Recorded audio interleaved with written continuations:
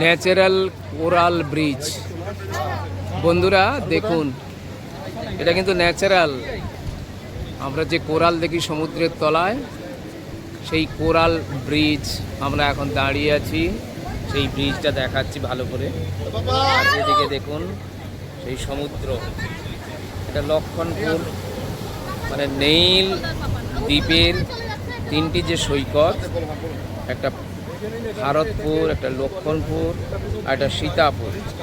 আমি দেখাচ্ছি কত পর্যটক এখানে আছে, দেখুন এসছে এইটা দেখার জন্য। আর এই দেখুন কোরাল নিচে, এইগুলো দেখতে পাচ্ছেন বন্ধু, কি অপরূপ। এই জন্য আন্দামান এতটাই পর্যটকদের আকর্ষণীয় স্থল হয়ে দাঁড়ায়। দেখছেন এই সেই কোরাল ব্রিজ, কোরাল ব্রিজ।